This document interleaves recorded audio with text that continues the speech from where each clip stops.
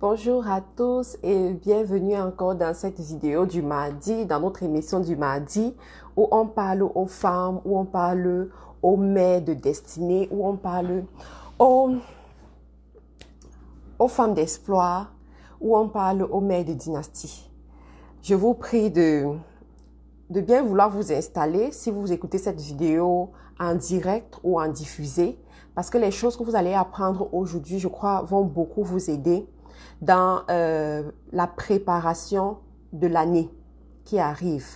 Vous savez, quand j'avais décidé de prendre ma vie en main et de vraiment me positionner pour réussir, l'une des choses importantes qu'on m'a apprises, c'est quoi? C'est que tu ne prépares pas ton année au mois de novembre ou au mois de décembre ou le 1er janvier. Il y a plusieurs personnes, vous attendez peut-être le 1er janvier pour commencer à vous poser la question de savoir l'année qui arrive va se passer comment? L'année qui arrive, qu'est-ce qu'on va faire? Quels sont nos projets? Qu'est-ce qui va se passer? Quand tu es une femme qui sait où elle va, bonjour Chantal, comment vas-tu? Quand tu sais une femme qui sait, quand tu es une femme qui sait où elle va, tu es une femme qui a des objectifs. Tu n'attends pas la fin de l'année pour te préparer. Tu n'attends pas arriver à la fin de l'année ou au début de l'année pour commencer à programmer ton année. Et aujourd'hui, j'aimerais partager avec toi 5 domaines sur lesquels tu dois te lever en tant que mère. Tu dois te lever en tant que femme. 5 domaines sur lesquels tu dois, à partir d'aujourd'hui, commencer à vraiment penser à ça et à travailler pour que tu puisses réussir à ce niveau. Cette page est une page consacrée à toutes celles-là qui veulent voir l'extraordinaire divin dans leur vie. À toutes celles-là qui veulent vivre vraiment la gloire de Dieu, qui veulent vraiment aller loin. Et je vous assure que si vous suivez tous les enseignements qu'on donne, toutes les vidéos qu'on fait, tous les conseils que je vous donne, c'est sûr, vous aurez la transformation dans votre vie. C'est sûr, vous verrez des choses nouvelles arriver dans votre vie. Je vais tout simplement m'arrêter pour partager cette vidéo pour que les autres soient au courant. Il y a beaucoup qui m'ont dit, Matt, quand tu vas faire la vidéo, fais-moi signe et tout. Je n'ai pas pu vous donner une heure exacte parce que je pouvais vraiment pas donner une heure exacte, mais là, je vais tout simplement partager la vidéo pour que mes amis puissent être au courant et qu'ils puissent également se connecter, d'accord?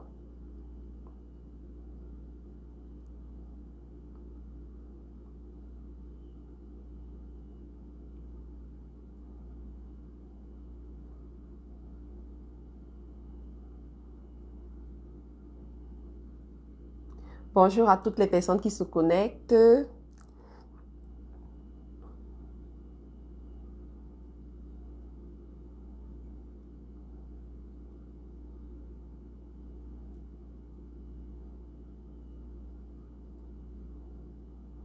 Voilà. Je pense que c'est bon. Très bien. Bonne semaine à toutes les personnes qui sont là. Bonne semaine à toutes les mamans qui se connectent. La journée d'hier, dans certains pays, c'était la journée de la rentrée. C'est aujourd'hui la journée de la rentrée dans certains pays. Il y a beaucoup de mamans qui ont accompagné leurs enfants à l'école. Beaucoup de mamans qui ont retrouvé leur liberté en laissant les enfants partir à l'école. Mais j'aimerais aujourd'hui vraiment prendre la peine pour discuter de certaines choses avec vous et vous appeler, vous interpeller à être ces femmes-là qui se lèvent, à être ces femmes-là qui ne dorment pas sur leur laurier, à être ces femmes-là qui se placent à la brèche pour leur famille, qui se placent à la brèche pour leurs enfants, qui se placent à la brèche pour leur future dynastie. Parce que, vous savez, dans la vie, quand tu penses à une chose, quand tu alimente tes pensées avec certaines réalités, tu finiras par voir ces réalités arriver dans ta vie. Si tu décides que tu seras une femme millionnaire et que dans ta maison, ce sera l'entrepreneuriat qui prendra dans ta maison, je te garantis que ce n'est qu'une question de temps. Très bientôt, ce sera ça qui va arriver dans ta maison. Rappelle-toi que pour avoir les résultats de quelque chose, tu dois d'abord semer ce qui va te donner ces résultats-là. Pour réussir, coucou Sorel, comment vas-tu? Elga, comment vas-tu également? Pour pouvoir arriver à une certaine dimension dans ta vie, tu dois pouvoir semer cela dans ta vie dès aujourd'hui ou à un certain moment. Vous savez, je me rappelle souvent, hier encore, j'étais confrontée à une situation et ça a fait en sorte que je me rappelle de ma vie il y a 3 ans.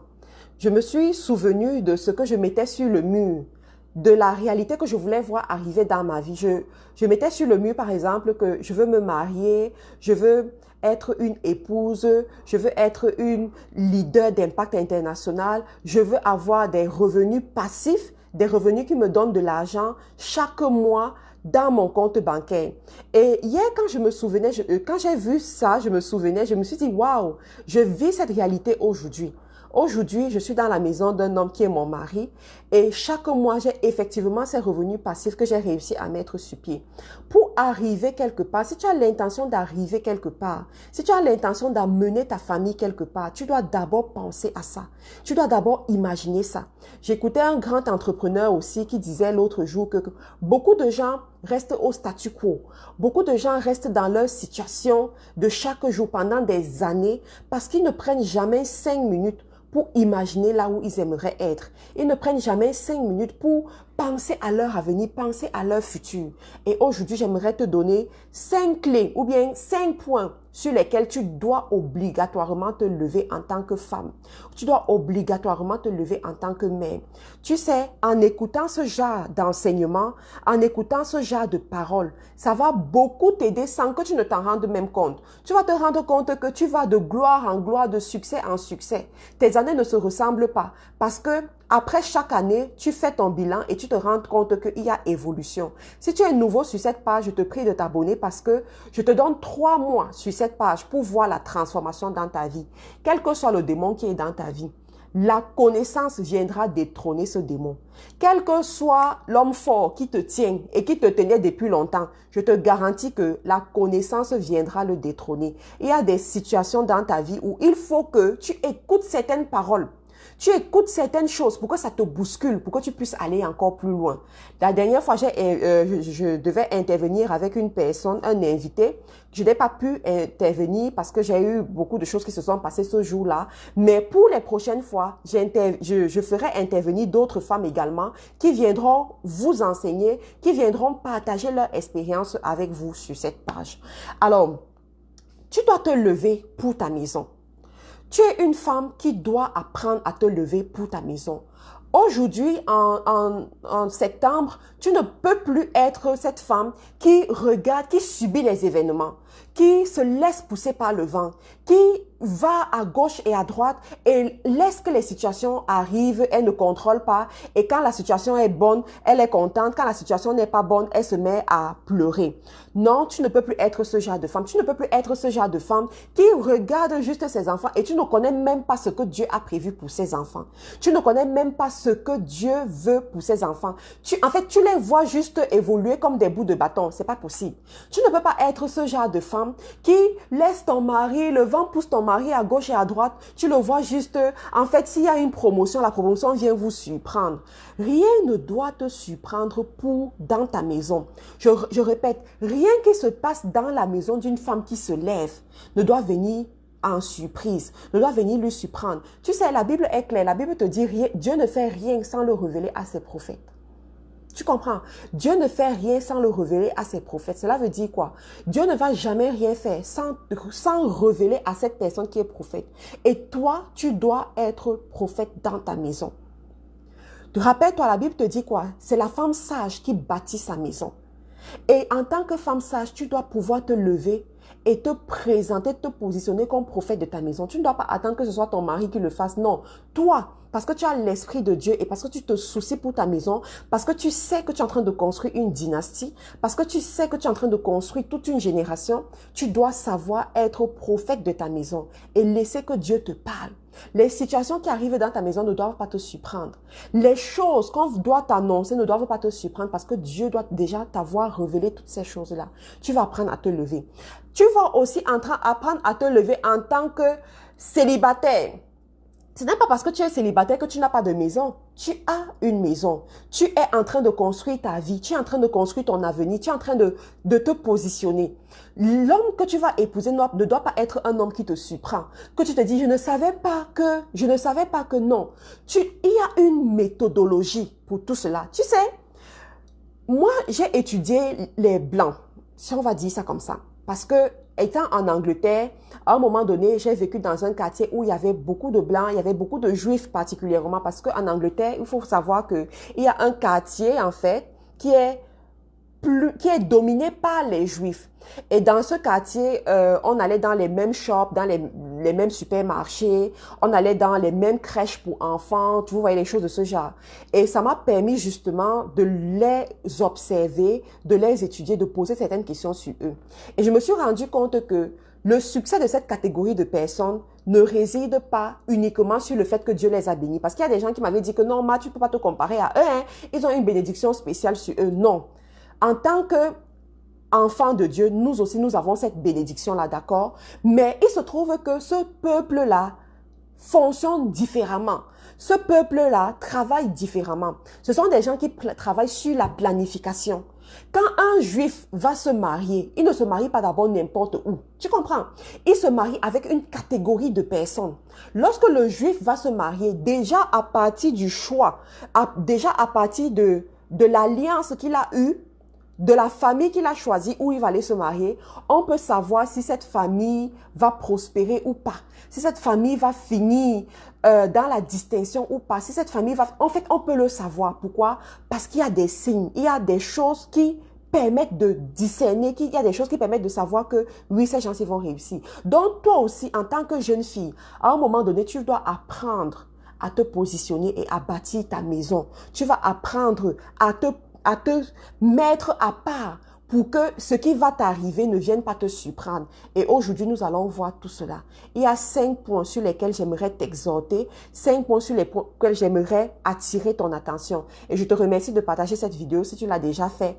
Et je te prie de partager la vidéo si tu ne l'as pas encore fait, parce que ce genre de connaissances, tu ne les gardes pas pour toi. Tu veux également que les gens qui sont autour de toi, tes sœurs, tes amis puissent en bénéficier. Alors, le premier point sur lequel j'aimerais attirer ton attention pendant ce moment de rentrée, nous avons vu tout le vent de rentrée pour les enfants, mais la rentrée, ce n'est pas seulement pour les enfants. Comme je te disais, le mois de septembre, c'est le mois où tu commences à préparer ton année qui arrive. L'année 2020 qui est en train d'arriver, ça ne doit pas être une année qui va te surprendre. Si tu as l'intention de réussir pendant cette année, c'est aujourd'hui, c'est à partir de septembre que tu dois commencer à préparer ton année. Ce n'est pas à la fin, c'est maintenant. Et je vais t'entretenir sur les points sur lesquels tu dois t'appuyer pour préparer ton année. C'est maintenant que tu dois commencer à voir qu'est-ce que 2020 va enfanter dans ta vie. Qu'est-ce que 2020 va enfanter dans ta famille. Qu'est-ce que 2020 va t'apporter. C'est maintenant que tu dois passer dans la phase d'incubation. Tu sais,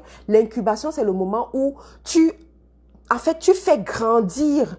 Tu fais grandir et ensuite tu enfantes. Donc, tu vas passer à cette période-là pendant le mois de septembre jusqu'au mois de décembre. Et au mois de janvier, tu commences à enfanter, Et lorsqu'on dit août, tu fais le bilan. Tu comprends? Tu fais le bilan et puis tu vois comment est-ce que les choses avancent. Personnellement, c'est comme ça que moi je fonctionne dans ma vie depuis que j'ai commencé à prendre ma destinée au sérieux. Et je vous assure que les résultats que j'ai déjà eus sont juste extraordinaires.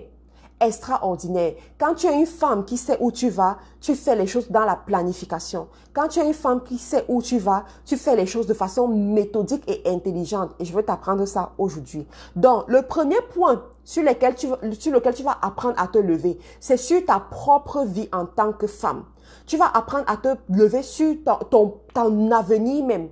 Beaucoup parmi nous, quand on a décidé de préparer la rentrée de septembre, la rentrée des enfants, on se concentre uniquement sur les enfants. Mais toi-même, c'est ta propre rentrée en tant que femme.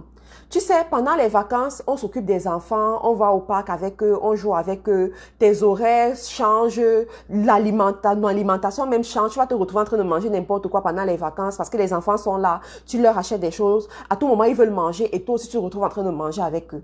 Mais quand tu prends pendant ce mois de septembre, pendant cette période, tu vas t'asseoir pour changer tout encore, revisiter ta vie, regarder même ton poids pour vous décider, pour voir est-ce que ton poids t'arrange, est-ce que ce poids-là, tu veux le changer ou pas. Si tu dois le changer, il y a des choses que tu vas faire.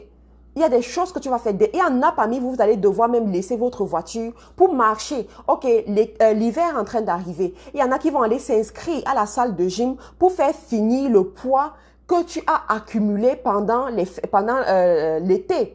Tu vas faire finir ce poids que tu as accumulé en restant juste là avec les enfants, en mangeant avec eux. Mais toi, tu dois prévoir tout cela. Tu dois t'asseoir et prévoir tout cela.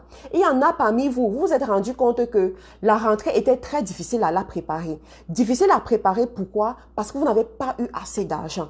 Alors, tu n'as pas envie de te retrouver en décembre dans cette situation où en décembre, c'est la période où il faut acheter les jouets pour les enfants, il faut faire plaisir. C'est la Thanksgiving. Pour ceux qui pratiquent la Thanksgiving comme moi, c'est la Thanksgiving. Tu vas faire plaisir à d'autres personnes, offrir les cadeaux à d'autres personnes. Tu n'as pas envie de te retrouver dans cette situation. Alors, il te faudra réfléchir par rapport à tes revenus, à tes sources de revenus. Est-ce que décembre va te trouver dans la même situation? Est-ce que en janvier, en 2020, tu seras dans la même situation? Tu dois planifier. Et c'est à ce moment que tu vas t'asseoir et écrire. Tu sais, quand tu es une femme qui se respecte, tu dois avoir un cahier comme celui-ci, dans lequel tu notes tout ce que tu veux voir arriver. Pendant ce mois de septembre, tu vas noter ce que tu veux voir arriver dans ta vie. Pendant les 3 mois qui arrivent là, qu'est-ce que tu vas prendre le temps pour enfanter? Qu'est-ce que tu vas prendre le temps pour fabriquer? Tu dois prendre la peine de noter tout cela. Vous savez, les gens aiment les enseignements où on va te dire, va chasser le démon, va faire tout. Oui, quand tu chasses le démon et tu n'as pas pris la peine de changer ton comportement, de changer ta vaine manière de vivre, tu ne verras pas les transformations dans ta vie. Tu ne verras pas le changement dans ta vie. Tu ne verras pas les choses arriver dans ta vie. Moi, j'observe souvent les personnes avec lesquelles j'évolue. Parce que tu sais, tu dois souvent regarder autour de toi pour voir, est-ce que tu évolues au même rythme que les autres? Est-ce que tu es en train de prendre le retard? Est-ce que tu ne prends pas le retard? Mais je me rends compte que beaucoup de ces personnes restent en bas. C'est-à-dire que c'est comme si toi tu évolues comme la flèche, mais elle reste en bas. Mais tu te demandes, mais qu'est-ce qui fait la différence? Non, vous priez au même moment, vous priez à la même dimension, vous chassez le démon, vous priez effectivement à la même dimension. Mais la différence se passe au niveau de la planification. Il y a un groupe de personnes qui va s'asseoir et dire que moi, je veux être à tel niveau dans 3 ans. Je veux être à tel niveau dans 5 mois. Et d'autres vont se laisser guider par le vent. Mais c'est ce que je veux éviter pour vous. J'aimerais que vous qui êtes connectés sur cette page, que vous puissiez avoir les clés qui vont effectivement vous permettre de quitter du point A au point Z. Que vous puissiez effectivement avoir les clés qui vont vous permettre de renverser cet homme fort qui pourrait vous tenir depuis des années. Tu es une femme, tu t'es rendu compte que dans ma famille, les choses n'évoluent pas comme il faut. J'ai toujours les mêmes problèmes. Et c'est ça, les messages que je reçois. Les femmes me disent, j'ai écouté les vidéos, mais je t'assure que j'ai toujours le même problème. J'ai toujours ceci et tout. Oui, tu vas conjurer le mauvais sort. Tu vas prier, tu vas faire les prières de délivrance et tout. Mais si tu ne t'assois pas pour réfléchir à ta vie, je t'assure que tu auras l'impression que tu tournes en rond. Tu ne t'assois pas pour dire que moi, qu'il pleuve, vente, neige, je veux voir cette transformation dans ma vie. Qu'il pleuve, vente, neige, je sors de cette situation et je mets tout sur pied pour sortir. Non, tu auras toujours les mêmes résultats. Et je suis ici aujourd'hui pour te bousculer un peu, pour t'aider à aller un peu plus loin. Donc, tu vas regarder ta propre vie et tu vas essayer de voir quels sont les projets que tu peux mettre sur pied. Et c'est maintenant que tu vas réfléchir à ces projets. Tu sais, pour réaliser quelque chose, il y a différentes phases. Et la première phase, c'est quoi? C'est la phase de la réflexion. La phase où tu penses à cette chose-là. La deuxième phase, c'est quoi? C'est la phase de la proclamation. Plus tu proclames, plus tu envoies, les paroles sont esprit. Ces paroles-là vont aller trouver la correspondance de leur essence et ça va t'apporter la correspondance de cette essence-là. La troisième phase, c'est quoi? C'est la phase où Dieu t'envoie les connexions divines, où les événements autour de toi concourent à la réalisation de ce que tu as dit. La quatrième phase, c'est quoi? C'est la phase de l'implémentation. C'est là où tu sors et tu implémentes ces choses-là. Et la cinquième phase, c'est quoi? C'est la phase où tu juges ce que tu as implémenté et tu corriges. Tu comprends? Et en ce moment, je veux que tu puisses te positionner pour ton année. 2020 qui est en train d'arriver, pour commencer à penser, déjà à penser, à proclamer, à te positionner pour que Dieu puisse t'apporter les bonnes connexions divines pour que ça puisse t'aider à aller plus loin. Tu comprends? Ensuite, quand tu as travaillé sur toi, tu vas maintenant attaquer la face de tes enfants. Et ça tombe bien parce que nous sommes à la période de la rentrée. Il y en a parmi vous qui ne connaissez même pas préparer la rentrée des enfants. On dit la rentrée, vous vous concentrez seulement sur acheter les cahiers, acheter les tenues, les inscrire à l'école. C'est bien, ça c'est un parent responsable. Mais à côté de ça, j'aimerais t'amener à aller encore plus loin. Tu sais, la vie des enfants, il y a un domaine spirituel sur la vie des enfants que seule une mère ne peut attaquer ce domaine spirituel. Je te parle en connaissance de cause. Je te parle en tant que mère. Moi-même, je suis une mère. Tu comprends? Et je suis une fille de Dieu. Donc, ce sont des choses que on m'a enseigné dessus. Il y a des femmes qui m'ont enseigné dessus. Il y a des pasteurs qui m'ont enseigné dessus. Et moi-même, j'ai pris la connaissance. J'ai essayé d'appliquer ça dans ma propre vie. Donc, il y a les domaines de la vie des enfants que ce n'est que toi, en tant que leur mère, qui dois aller chercher ça dans le monde spirituel, qui dois aller chercher ça dans le surnaturel. Et je vais t'apprendre à le faire. J'ai posté ce matin, je crois qu'il était minuit ici au Canada, à Montréal. Et en France, il était peut-être 6 heures du matin. J'ai dit, quand tu es une mère, tu dois savoir te lever pour tes enfants. Tu dois te lever pour prier pour tes enfants à 5 heures du matin. Parce que la période de la rentrée, comme les enfants sont en train de rentrer, il y a aussi toutes sortes de forces spirituelles qui se lèvent et qui vont pistonner pour chercher les enfants qui, en fait, les enfants qui ne sont pas préparés, les enfants qui ne sont pas consacrés et qui vont attaquer ces enfants-là. Vous allez voir, après un mois, les nouvelles qui vont sortir dans les écoles, les choses qu'on va entendre dans les écoles, mais c'est juste fantastique, c'est juste extraordinaire. Mais toi, quand tu es une mère et qui comprend ce genre de choses, tu vas apprendre à aller préparer la rentrée de tes enfants dans le spirituel. Tu vas apprendre à aller commander sur la rentrée de tes enfants, à aller prier sur tes enfants, à aller prier sur l'école où tes enfants vont aller, les personnes qui vont enseigner tes enfants, les personnes qui seront confiées, entre les mains desquelles tes enfants seront confiés. Tout cela se négocie dans le surnaturel. Tout cela se négocie dans la prière. Dans FDE, par exemple, pour celles qui ne connaissent pas FDE, c'est une association de femmes entrepreneurs chrétiennes qui se lèvent deux fois par semaine le matin pour faire les proclamations. À FDE, on se lève ces jours-ci pour proclamer sur la vie des enfants parce que quand les enfants sortent pour aller à l'école, tu n'es pas là. Tu ne sais pas ce qu'ils rencontrent. Tu ne sais pas ce qu'ils voient. Tu ne sais pas qui est-ce qu'ils rencontrent. Par exemple, moi, j'ai eu un témoignage d'un enfant comme ça qui allait à l'école. Il revient, il dit à son parent qu'il a rencontré son grand frère qui lui a donné le pain. Il a rencontré son grand frère à l'école qui lui a donné le pain. On lui demande que le grand frère là, c'est qui? L'enfant n'a pas de grand frère. Mais il rencontre quelqu'un, un étranger, à l'école qui lui donne le pain. Et il accepte. Il accepte. Imaginez, ça peut être le poison qu'on est en train de donner à l'enfant comme ça. Ça peut être n'importe quoi qu'on est en train de donner à l'enfant comme ça. Et l'enfant accepte. Et il y a des enfants comme ça qui vont accepter ce genre de choses et vont rentrer, ne vont même pas vous dire. Bienheureux encore cet enfant qui a dit à ses parents que voici ce qui s'est passé à l'école. Il y en a qui ne vont même pas dire. Mais toi, la mère, tout ça va se négocier dans la prière. Tu vas aller dans la prière, commander toutes les personnes que tes enfants vont rencontrer. Que ton enfant, lorsqu'il rencontre, toutes les personnes, qu'ils viennent te dire. Maintenant, toi, dans la sagesse, tu pourras savoir ce qu'il faut faire. Maintenant, il y aura même d'autres, tu vas commander qu'ils ne rencontrent même pas tes enfants. C'est dans la prière que tu vas faire. Mais là, je vais te donner un secret. Tu sais, moi, avec Dieu, je fonctionne d'une certaine façon. Je fonctionne sur la base des alliances. Tu comprends? Je fonctionne sur la base des alliances. Et ça, c'est depuis. Avant même qu'on ne m'enseigne dessus, j'avais même déjà compris ça. Tu sais, des fois, avec les enfants, tu te retrouves dans des situations où personne ne peut t'aider. Toi-même, tu ne peux pas t'aider. La situation est bloquée. En fait, tu ne sais même pas comment faire. Et moi, quand je me retrouve dans ce genre de situation, j'appelle à l'alliance. Pourquoi? Parce que quand j'avais appris que quand tu es une femme qui doit enfanter, une femme, tu te rends compte que tu es enceinte et que tu dois enfanter, conclue une alliance avec Dieu sur cet enfant. Va au pied de Dieu et conclue une alliance. Ça, c'est le secret de la mère de Samuel. Lorsqu'elle voulait avoir un enfant et qu'elle avait déjà prié, supplié, parlé et tout, et qu'elle était fatiguée d'être la risée dans sa maison, la risée dans sa nation, elle a décidé d'aller conclure l'alliance avec Dieu.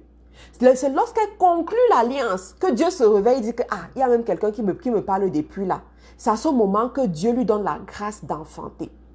À chaque fois que je tombe sur cette histoire, à chaque fois que je tombe sur cette image, je comprends que la solution en tant que mère pour aller bousculer le trône de Dieu lorsqu'il s'agit de ton enfant, c'est l'alliance. C'est l'alliance. Si tu as l'intention que lorsque tu te retrouves devant certaines situations et tu as besoin que Dieu se dépêche pour répondre à ta situation avec ton enfant, conclue une alliance avec Dieu. Alors, il y a des temps forts pour lesquels tu fais cela. Le premier temps fort, c'est quoi? C'est quand tu es encore enceinte de l'enfant. C'est quand tu es encore enceinte de l'enfant. Il y a des femmes que j'ai rencontrées à l'âge adulte. Ces femmes-là me disent que ma mère me raconte que lorsqu'elle était enceinte, elle a consacré tous ses enfants, chacun de ses enfants. Mais quand je regarde notre vie aujourd'hui, ces enfants-là servent Dieu. Quelle est la femme chrétienne qui ne veut pas voir ses enfants servir Dieu? Ces enfants servent Dieu. Ces enfants ont épousé des personnes bien. Des personnes qui les aiment. Des personnes qui honorent Dieu. Des personnes qui craignent Dieu. Elles expérimentent la paix dans leur mariage. Ces femmes expérimentent la prospérité dans leur mariage. Je vous assure, ce sont des exemples concrets. Pour celles qui sont dans F2, elles peuvent même savoir de quelle femme je parle quand je suis en train de parler comme ça. Pourquoi? Parce que leur mère a appliqué la loi de la consécration de l'enfant, de l'alliance, conclut une alliance avec Dieu lorsque tu es encore enceinte de ton enfant. Ensuite, tu dois apprendre à conclure l'alliance, comme je t'ai dit, il y a des temps forts. Conclure l'alliance avec Dieu dans la vie de tes enfants à certains moments de leur vie. Par exemple, à la rentrée comme ça là, il y a des alliances que tu peux conclure avec Dieu pour l'année. Tu dis, Seigneur, je prends l'engagement que pour cette année, je veux voir ma famille aller à un autre niveau. Je veux voir ta gloire dans la vie de ces enfants. On ne dira pas que les enfants n'ont pas réussi à l'école. On ne dira pas qu'ils ne s'en sortent pas à l'école. On ne dira pas que les mathématiques sont difficiles aux enfants. Bien entendu, bien sûr. Et vous savez, il faut souvent réfléchir quand tu es parent. Il faut souvent réfléchir au niveau où tu vas arriver. Tu sais, il y a des parents, le père n'a pas réussi en mathématiques. Et tu dois poser les questions, hein. Et tu dois même, en tant que femme, tu dois essayer de t'asseoir. Tu regardes comment ton mari faisait quand il était à l'école. Bien sûr. Vous savez, moi, je suis dans la prière, c'est vrai, mais je suis aussi dans la logique. Tu comprends? Je veux voir de façon logique comment ça se passe. De façon logique. Tu sais, quand tu vas à l'hôpital et qu'on veut dépister les potentielles maladies auxquelles tu peux être exposé, on te demande ta généalogie. On te dit, est-ce que ton parent, ta mère a eu le diabète? Elle est malade du diabète, tu vas répondre. Est-ce que ta grand-mère est qu'il y a quelqu'un dans ta famille qui est malade du diabète? Tu vas répondre. Ça fait comprendre aux médecins que toi-même tu es prédisposé à être malade du diabète. Alors, il se trouve que il y a des femmes visionnaires. C'est pour ça que je te dis que tu dois penser à toutes ces choses-là. Il y a des femmes visionnaires qui veulent un certain futur pour leurs enfants, qui veulent un certain avenir pour leurs enfants, qui veulent que leurs enfants, en fait, prospèrent dans les nations. Et elles comprennent que pour que ces enfants prospèrent dans les nations, il y a certaines compétences que ces enfants doivent avoir. Il y a certains prodigues qu'ils doivent réussir à faire étant à l'école. Et nous tous, nous savons qu'à l'école, des fois, les matières qui dérangent les enfants, ce sont les mathématiques, ce sont les langues. À l'école, l'enfant ne va pas s'en sortir dans les mathématiques. Mais j'aimerais t'annoncer aujourd'hui que toi, en tant que mère, tu peux renverser la situation. Si tu es une femme intelligente, si tu es une femme qui sait te positionner pour tes enfants, Des fois, à l'école, ce sont les langues. Tu vas tout faire pour que l'enfant apprenne à parler l'anglais. Il ne parle pas l'anglais et il vient te rejoindre dans le club des gens qui ne parlent pas l'anglais. Et à un moment donné, quand l'enfant réussit le baccalauréat, tu veux l'envoyer en Angleterre. Tu veux l'envoyer tu as les moyens pour l'envoyer en Angleterre. Tu as les moyens pour l'envoyer aux États-Unis. Mais tu ne peux pas le faire parce que l'enfant ne va pas réussir au TOEFL. L'enfant ne va pas réussir au ICE. Il ira faire les examens et tout et tout. Moi, quand je faisais le ICE au Cameroun, quand je faisais il y avait des enfants métis. Mais quand tu regardes même ces enfants, tu vois que ce n'est pas l'argent qui leur manque. Mais ils te disent que ça fait 5 ans qu'ils font le ICE. Ils n'arrivent pas à réussir. Et sans ça, ils ne peuvent pas aller en Angleterre. Je vais regarder que, oh, Nawao, vous au moins, vous avez même l'argent. Nous autres, on réfléchit encore comment on va faire pour payer les pensions et tout. Mais vous avez l'argent. Mais l'intelligence leur manque à ce niveau. J'aimerais te dire que toi qui es une femme, qui sait où tu vas avec ta famille, tu dois pouvoir te positionner à ce niveau. Je reviens donc sur le cas des parents pour dire quoi? Pour dire que tu vas regarder votre vie, la vie de ton mari et ta vie pour savoir comment est-ce que vous-même vous comportiez à l'école. Est-ce que ton mari c'était quelqu'un qui était fort en mathématiques? Il a eu quel bac? Il a eu le bac quoi? Le bac A, le bac C, le bac D. Et quand il a même eu ce bac-là, est-ce que c'était difficile pour lui d'avoir? Est-ce qu'il a eu ce bac? Est-ce qu'il a composé le bac plusieurs fois avant de réussir?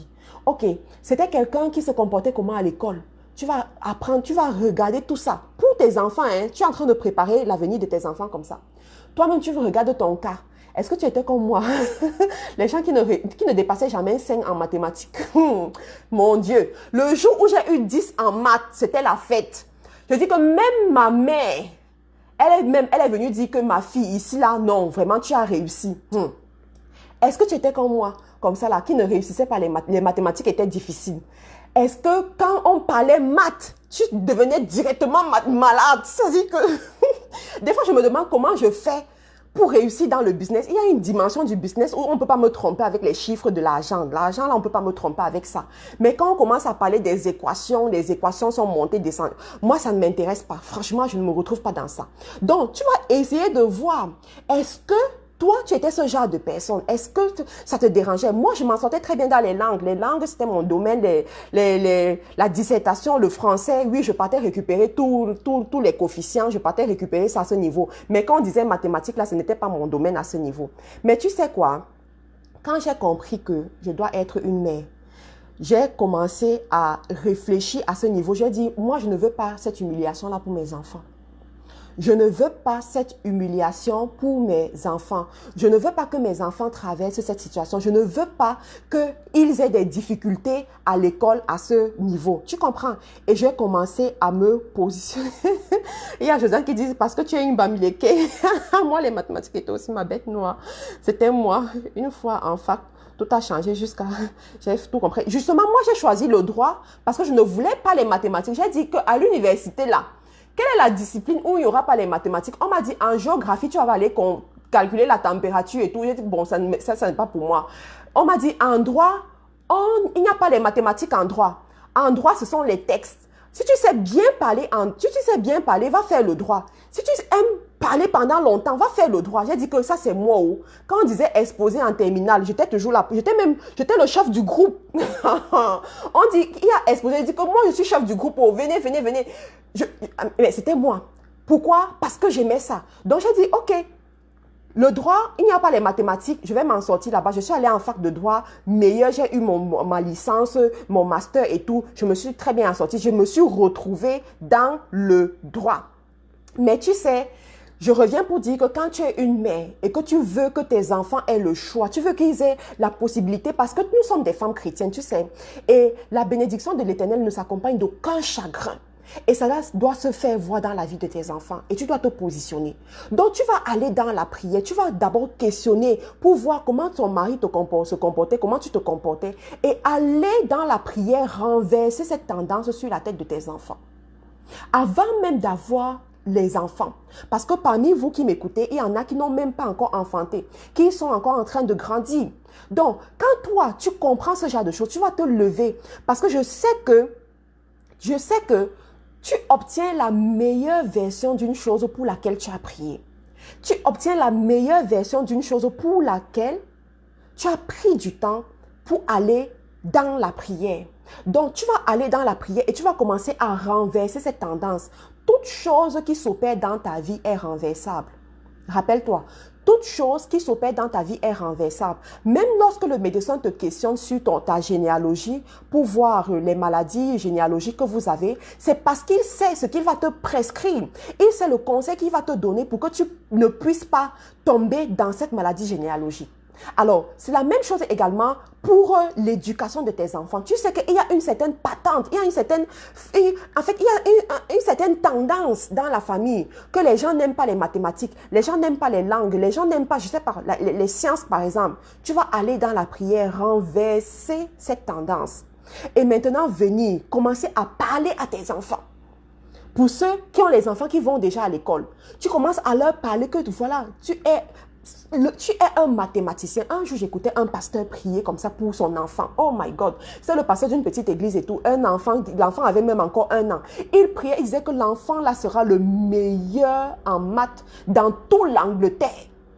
Parce qu'en Angleterre, effectivement, vous savez, en Angleterre, lorsque les enfants finissent l'école primaire, pour aller à l'école secondaire, il y a ce qu'on appelle les grammar schools. Et ce sont les meilleurs qui vont dans les grammar schools. Et si tu ne peux pas aller dans le grammar school en tant que meilleur de ta classe, il faut que tes parents puissent payer. Et ça, ce sont uniquement les gens de la classe vraiment supérieure qui peuvent faire ça. Et en Angleterre, généralement, ils ont aussi des concours des mathématiques, les concours des trucs scientifiques comme ça pour primer les enfants. Et lui, il commence à se lever lorsque l'enfant a 1 an pour propulser l'enfant à la dimension d'être meilleur en mathématiques dans un pays précis. Dans un pays précis. Tu sais, lorsque j'avais entendu ça, je me suis dit, waouh! Waouh, il me faut moi-même me lever comme ça. J'ai commencé à prier comme ça pour mon fils, à prier et tout, à dire que les mathématiques ne vont pas te dépasser. Tu auras le sens de la logique, le sens de savoir discerner, le sens de pouvoir voir les choses loin et de savoir comment faire et tout. Tu vois, ce sens de la logique qu'ont les gens scientifiques là, commencer à commander et tout. Mais quand tu vois l'enfant grandir, tu te rends compte, tu peux observer, tu peux voir la différence, tu peux voir comment l'enfant est en train d'évoluer et tout. Mais tu dois savoir le faire dans la prière, savoir parler à l'enfant de cette façon, savoir l'aider également de cette façon. Tu sais que dans ta famille, les gens ne s'en sortent pas très bien en mathématiques. Alors, l'enfant dès son bas âge, tu vas commencer à lui acheter les jouets pour la logique. Il y a les jouets qui permettent à l'enfant de compter sans savoir qu'il est en train de compter.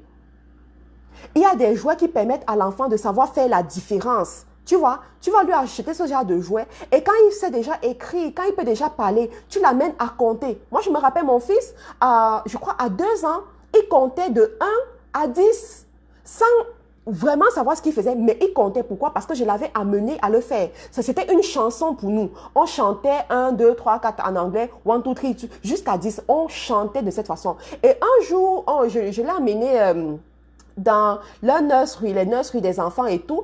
Et il a commencé à compter comme ça. Et il y a une dame qui m'a dit que ça veut dire que vous faites ça très régulièrement à la maison. Je lui ai dit oui, c'est comme ça que nous vivons à la maison. C'est comme ça que nous vivons à la maison. Pourquoi je mets plus d'accent dessus? Parce que je sais que moi, personnellement, j'ai un problème à ce niveau. Et je ne veux pas que cela puisse se répliquer sur la vie de l'enfant. Aussi, tu vas te positionner pendant ce mois de septembre par rapport à ce que tu veux voir arriver chez tes enfants. Il y en a parmi vous, vous voulez que vos enfants puissent être bilingues, qu'ils puissent parler à la fois le français et l'anglais. Qu'est-ce que tu as prévu pour cette année pour que l'enfant puisse le faire? Il peut être inscrit à l'école francophone, oui, mais ça n'empêche que tu mettes sur pied des stratégies qui vont aider l'enfant dans les 3 ans qui suivent, dans les 5 ans qui suivent à être parfaitement bilingue. Ça dépend de toi. Tu dois savoir te lever à ce niveau-là. Il y en a parmi vous, vous allez dire qu'il n'y a pas l'argent pour payer les cours d'anglais. Ça, c'est justement un problème que tu dois pouvoir résoudre en tant que mère. Si tu ne te lèves pas pour résoudre ce problème, personne ne viendra résoudre ce problème. Souviens-toi, la vie nous rattrape toujours sur nos erreurs. Toujours sur nos erreurs. Il y en a parmi vous, vous devriez normalement être aux États-Unis. Il y en a parmi vous, vous devrez normalement être dans un pays anglophone quelque part, en train de prospérer dans vos affaires. Mais vous ne le faites pas. Pourquoi? Parce que l'anglais est votre problème. Parce que l'anglais est votre problème. Et plus vous grandissez, plus ça devient difficile. Ça devient difficile pour vous de pouvoir rouler ces langues-là sans problème. Mais vous ne voulez pas que cela puisse arriver sur vos enfants. Quand tu es une femme sage, une femme intelligente, tu réfléchis à ça. Tu ne vas pas seulement envoyer l'enfant à l'école pour qu'on dise que tu as envoyé l'enfant à l'école parce qu'on a dit que l'éducation est obligatoire. Tu envoies les enfants à l'école parce que tu as une vision pour ces enfants. Ces enfants-là, un jour, ils auront le baccalauréat. As-tu pensé à ce qu'ils vont faire après le bac? As-tu pensé à ce qu'ils vont faire après le bac? As-tu pensé à quelle dimension tu veux que tes enfants puissent arriver? C'est maintenant que tu réfléchis à ça. Pour celles qui disent que je n'ai pas l'argent pour pouvoir... tout ça, c'est beaucoup d'argent et je fais comment pour le faire? C'est une raison pour laquelle tu dois justement t'asseoir et créer tes entreprises. C'est une raison pour laquelle tu dois justement t'asseoir et commencer à réfléchir aux sources de revenus que tu vas mettre sur pied. Et il y en a encore parmi vous, vous n'avez pas de compte bancaire pour vos enfants. Aberration sur aberration. Vous n'avez pas encore un compte bancaire pour vos enfants. Vous croyez vraiment que vous allez vous en sortir comment? Parce que plus l'enfant grandit, plus ses besoins augmentent. Et quand ses besoins augmentent, ça veut dire que c'est l'argent qui augmente. Quand tu es une femme sage, quand tu accouches ton enfant, ma soeur, tu le consacres, tu prends l'alliance avec Dieu et tu ouvres le compte bancaire pour cet enfant. Et si tu es ici, tu m'écoutes que tu n'as pas encore fait, même si tes enfants sont adultes, ouvre ce compte bancaire pour ses enfants. Pourquoi? Parce qu'on dit quoi? La Bible te dit quoi? L'homme juste est celui qui laisse un héritage aux enfants de ses enfants. Tu comprends? Il laisse un héritage aux enfants de ses enfants. Pourquoi est-ce que tes petits-enfants, à 20 ans, tu ne leur offrirais pas leur cadeau d'anniversaire, leur cadeau de 20 ans en termes d'appartement? Un appartement bien situé à Paris. Tu dis, mon petit-fils, voilà, pour te lancer dans la vie, pour te lancer dans les affaires, dans l'immobilier, voilà l'appartement que je te donne. Commence à gérer cet appartement. C'est comme ça que les Juifs fonctionnent. C'est comme ça que les Juifs fonctionnent. Mais ça n'arrive pas par hasard. Ça arrive parce que tu as ouvert un compte bancaire que tu as alimenté chaque mois 100 €. Il y en a parmi vous, vous avez les allocations, mais vous ne connaissez même pas utiliser ces allocations. J'en parlerai et j'en parlerai toujours. Parce que Dieu a ouvert mes yeux sur ces allocations. Il a vraiment ouvert mes yeux sur ces allocations. Vous avez les allocations depuis 5 ans aujourd'hui. Depuis 10 ans même. Mais si on vous secoue comme ça, même pas 1000 € peuvent sortir de ces allocations depuis 10 ans. Parce que vous n'avez pas eu la sagesse de savoir semer quelque part. Mais il ne se fait jamais trop tard. Parce que tu entends cet enseignement aujourd'hui, c'est une opportunité pour toi de te relever.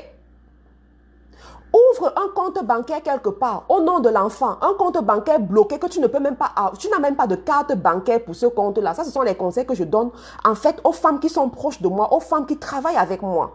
Parce que ce sont des conseils qui te sauvent la vie. Tu ouvres le compte bancaire, tu décides que chaque mois, 100 € tombent dans ce compte bancaire. Chaque mois, 50 € tombent dans ce compte bancaire. Mais souviens-toi, tu es une mère. Souviens-toi, tu travailles pour l'avenir de tes enfants. Souviens-toi, tu travailles pour la destinée de tes enfants, pour les propulser dans leur destinée. Et si tu n'arrives pas à pouvoir mettre ce genre de somme d'argent de côté, ça veut dire que tu as encore beaucoup à faire dans ta propre vie. Si pendant l'instant que je suis en train de parler, tu regardes tes finances, tu te dis que, ah Matt, la somme que tu es en train de dire là, c'est une somme que je ne peux pas encore, ça ne peut pas donner. Si je fais ça, je ne vais pas m'en sortir. Ça veut dire que tu as encore beaucoup à faire dans ta propre vie. Beaucoup à faire dans ta propre vie. Et tu dois pouvoir te lever pour le faire. Ma soeur, en 2019, tu ne peux plus être une femme qui dort sur ses lauriers. En 2019, tu ne peux plus être une femme qui se laisse guider par le vent. Le vent t'apporte où il veut et puis tu t'en vas. Non. Tu dois pouvoir te lever pour l'avenir de tes enfants. Donc, tu dois avoir ce compte bancaire. Tu vas décider quelle est l'école que mes enfants... Dernièrement, je suis allée à un barbecue. J'aime beaucoup le Canada pour ça. Ils font des barbecues et dans les barbecues, tu rencontres des gens. Je suis allée à un barbecue et il y avait une femme que j'ai rencontrée là-bas et son histoire m'a beaucoup intéressée. Elle disait qu'elle est au Canada et elle a décidé d'envoyer ses enfants d'abord à l'école primaire, l'école publique primaire, d'accord, où ils vont rencontrer d'autres enfants et tout. Et elle a décidé que lorsque les enfants arrivent au secondaire, elle les envoie à l'école privée. L'école privée, ça coûte bien plus cher. Elle les envoie à l'école privée. Pourquoi? Parce qu'elle veut un certain standard dans l'éducation de ses enfants.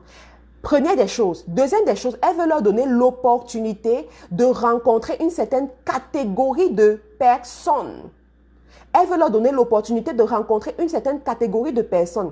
Si tu as été attentif au moment des élections de Donald Trump, tu vas te rendre compte que Donald Trump, lorsqu'il choisissait les personnes qui allaient rentrer auprès de lui, travailler auprès de lui, beaucoup de ces personnes, ce sont des personnes qu'il a rencontrées dans son parcours. Il y en a de ces personnes qu'il a rencontrées lorsqu'il était encore sur les bancs. En Angleterre particulièrement, il y a des écoles que quand ton enfant passe dans ces écoles-là, tu sais déjà que ton enfant aura affaire avec l'administration. Ton enfant aura affaire avec la politique. Parce que quand les enfants qui sortent de cette école-là, ce sont des enfants qui sont pistonnés directement dans certains postes politiques. Et quand ils sont pistonnés dans ces postes politiques, ils travaillent toujours avec les gens avec lesquels ils ont fréquenté. Tu comprends? Je vais te donner un autre conseil d'une de mes mentors. J'ai mon mentor en Angleterre qui m'a dit, Ma, tu sais, je suis ton mentor dans le business. Mais ce n'est pas seulement dans le business parce que je suis une femme chrétienne. Et toutes les personnes qui viennent auprès de moi, c'est pour que Dieu me les envoie pour que je les aide à réussir dans leur vie. Et la réussite d'une femme, ça passe par la réussite de sa maison. Si tes enfants réussissent, si ton mari réussit, ta vie, c'est bon, tu as réussi. Elle me dit, Matt, mais tu sais comment j'élève mes enfants, ce sont des noirs. Je les élève que quand ils cherchent leurs amis, écoutez bien les conseils que je vous donne. Parce que ce genre de conseils ici, là, ça c'est la crème de la crème. Tu ne les as pas n'importe où.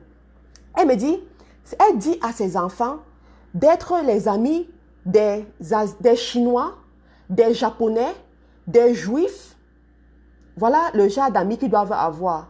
Les Chinois, les Japonais, les Juifs, ce genre de personnes. Pourquoi? Parce que ce sont des gens elle dit, depuis qu'ils sont à l'école primaire, elle leur dit, si vous devez être ami avec quelqu'un, si vous voulez inviter des amis dans cette maison, ça doit être des Chinois, des Japonais, des Juifs. Pourquoi? Parce que ces gens, lorsqu'ils sont en Europe, ils ne sont pas en Europe pour se balader. Lorsqu'ils sont en Europe, ils ne sont pas en Europe pour se balader. They are there for something. Ils sont là, ils ont un objectif. Depuis des générations, leur aïeux est arrivé en Europe. Il leur a dit que dans cette famille, si vous devez aller travailler quelque part, vous devez seulement être des chirurgiens. Vous devez être des avocats. Vous devez être, on leur a dit, voilà les domaines où vous devez être. Pourquoi? Parce que c'est là où se trouve l'argent et le pouvoir. C'est là où se trouve l'argent et le pouvoir. Mais comme elle sait que elle veut amener ses enfants à avoir ce genre de pensée, ce genre de réalité, à avoir ce genre d'aspiration. Cette femme, elle a 3 enfants, tous sont médecins. Son mari lui-même est médecin. Pendant que je suis en train de parler, c'est un parmi vous, vous allez la reconnaître. Je ne veux pas juste appeler son nom. Parmi vous, vous allez la reconnaître. Son mari est médecin. Elle-même, elle a 3 enfants qui sont, à l'heure où je vous parle, tous ses enfants sont médecins. Issus des grandes écoles anglaises, médecins. Pourquoi? Parce que elle a pris la décision à un certain moment. Elle a décidé de se positionner pour propulser ses enfants à une certaine dimension. Ma chérie, le tout, ce n'est pas d'enfanter, hein? Le tout, ce n'est pas de les envoyer à l'école. Mais il faut que tu puisses avoir la vision pour eux et que tu te lèves pour ces enfants. Il faut que tu puisses avoir la vision et que tu te lèves. Elle dit non, elle ne veut pas n'importe qui comme ami pour ses enfants. S'ils doivent avoir des amis, ça doit être une certaine catégorie de personnes. Parce que ces gens, ce sont des gens qui sont tout le temps en train de travailler. Vous allez voir les juifs, ils sont tout le temps en train d'épargner l'argent. C'est eux les banquiers.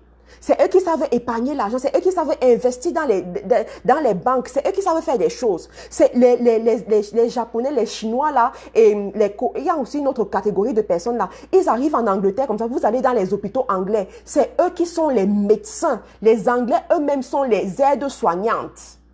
Vous comprenez ce que je dis? Je dis les Anglais eux-mêmes ce sont les aides-soignants. Ou bien les Anglais vont aller dans les job centers. Ils seront les administrateurs dans les job centers. Mais là où coule l'argent, ce sont les étrangers. Tu comprends? Donc, quand tu as la vision pour tes enfants, le genre d'école même où tu vas les envoyer, tu les envoies à l'école avec la vision. Tu ne les envoies pas n'importe où. Il va aller rencontrer les gens dans une école où ils fument n'importe quoi, où il y a les langages abusifs, n'importe comment, pas du tout. Parce que tu as la vision. Et tu dois pouvoir penser à ça. Tu dois pouvoir te positionner. Vous savez, nous, en tant que femmes africaines, si nous voulons renverser la tendance en Europe, ça passe par nous et ça passe par nos enfants. Parce que c'est la prochaine génération. Et c'est à nous de pouvoir regarder que, ok, la société dans laquelle je suis, je veux que mes enfants réussissent en Europe. En Europe, si tu es bon en mathématiques, quel que soit le pays européen, on ne va pas te laisser. Vous savez, les Palestiniens, je crois que ce sont les Palestiniens, les gens comme ça, ils sont très futés en mathématiques. Donc, quel que soit ce qui va se passer, quel que soit ce qu'on va dire sur eux, à cause de leur sens poussé en maths, il y aura toujours des portes pour eux dans les pays européens, toujours des portes pour eux. Donc, tu sais que tu veux que tes enfants prospèrent dans les nations européennes, dans les nations africaines, n'importe où. Il y a des chemins qui vont faire en sorte qu'on ne puisse jamais les mettre à l'écart. On ne puisse jamais les mettre à l'écart. Il y a des chemins. Et tu veux que tes enfants puissent passer par ce chemin. Toi, en tant que mère, voilà, les Indiens, c'est justement eux que je cherchais, les Indiens. C'est eux qui sont poussés dans les mathématiques. Tu veux les sites, les grands sites, là, les Amazon et tout. Les gens qui sont derrière Amazon, ce sont les Indiens. Tu comprends? Les gens qui sont derrière les Shopify, les Amazon, les eBay, ce sont les Indiens. Parce que c'est sur leurs doigts, ils ont ça. C'est pour cela que les portes leur sont toujours ouvertes. Je suis allée à Apple, dans les bureaux de Apple en Angleterre. Quand c'était la pause déjeuner, à la pause déjeuner, je crois que 50% des employés de Apple, c'était des Indiens.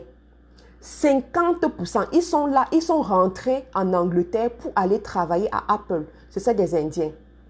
Tu comprends? Donc, tu veux que tes enfants puissent être, en fait, invincibles, qu'on puisse les accepter partout. C'est à toi, en tant que mère, dès maintenant, de commencer à réfléchir par rapport à ça.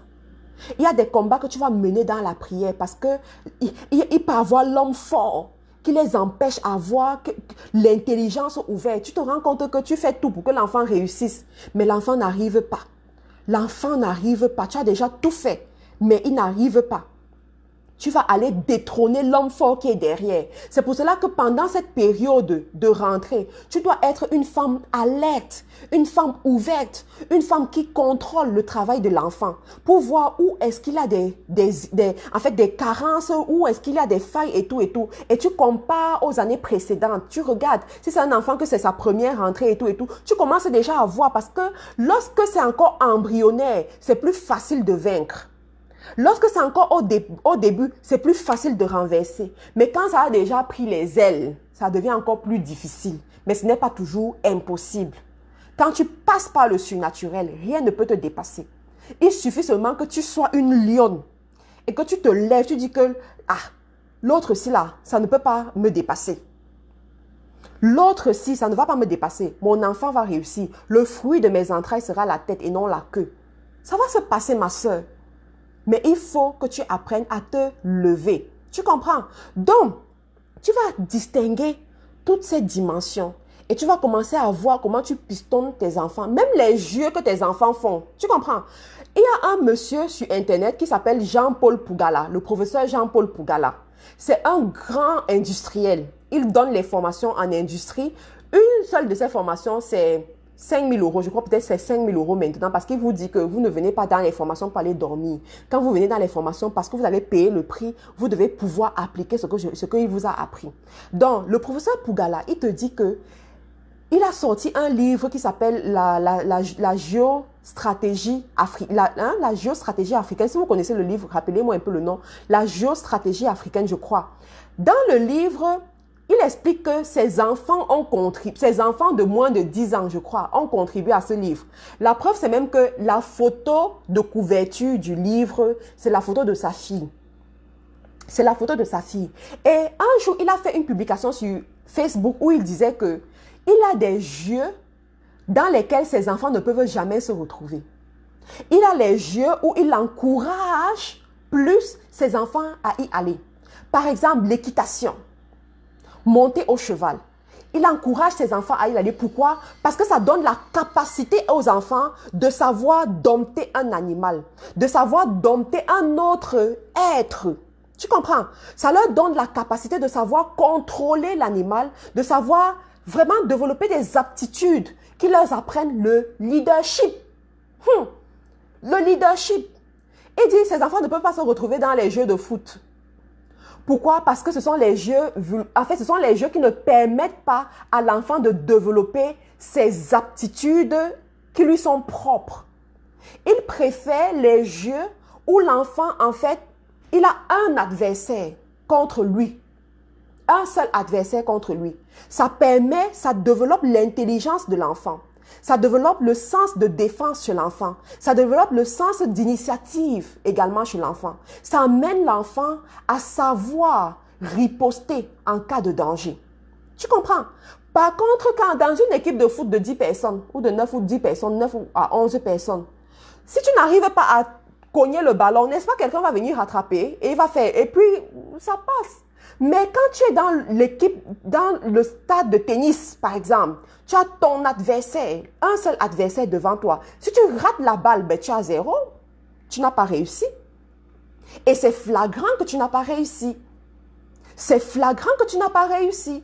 Et parce que c'est flagrant, tu vas rentrer, développer des aptitudes, développer ce qui va te permettre à pouvoir aller plus loin.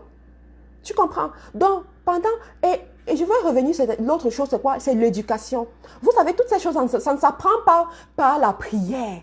Ça ne s'apprend pas par imagination. Ça s'apprend par la connaissance. Il y a des livres que tu vas lire par rapport à ça. Il y a des vidéos YouTube même que tu vas aller lire, tu vas aller regarder. Moi, par exemple, des fois, quand je me rends compte qu'il y a des choses qui tournent mal chez mon fils, par exemple, je vais sur YouTube, je regarde des vidéos, je vais sur Amazon, je cherche des livres qui parlent de cette problématique et je lis ces livres-là. Des fois, je vais tomber sur des livres qui défendent des problèmes, en fait, qui parlent des problématiques qui ne concernent pas encore l'enfant. Mais je sais qu'au fur et à mesure, ça me permet de savoir comment accompagner l'enfant. Il y a certains parmi vous, vos enfants, leur seul problème, c'est le manque d'affection. Vous vous dites, l'enfant ne sait pas écrire. L'enfant n'est pas gentil. L'enfant est violent.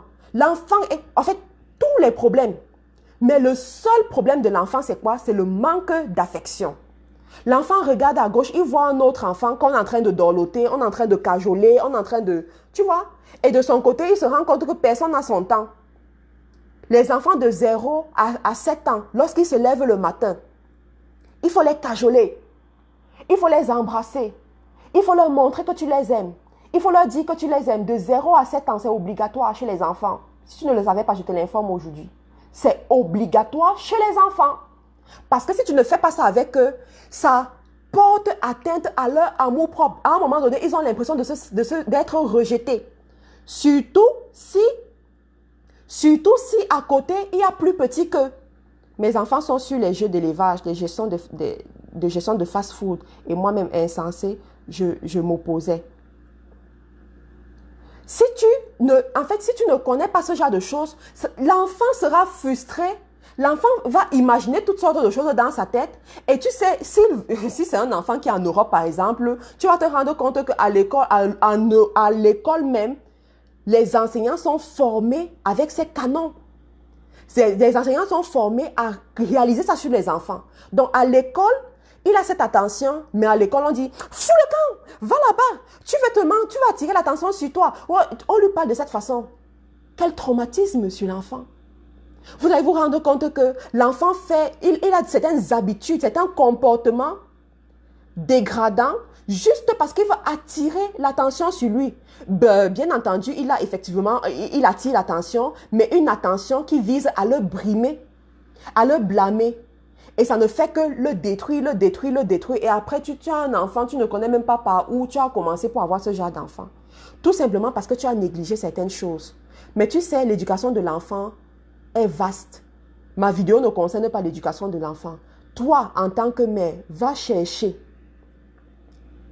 la documentation à ce niveau. Si tu n'aimes pas lire, va regarder les vidéos YouTube. S'il y a sur YouTube les gens qui parlent bien de ça, tant mieux pour toi. Mais autrement, je te conseillerais de prendre certains livres. Mais va même à la bibliothèque. Parce que moi, ce que je faisais généralement, j'allais à la bibliothèque pendant 1 heure. Je prends un livre, 1 heure. Je prends la partie qui me concerne. Je lis cette partie-là. Et ensuite, je commence à méditer dessus.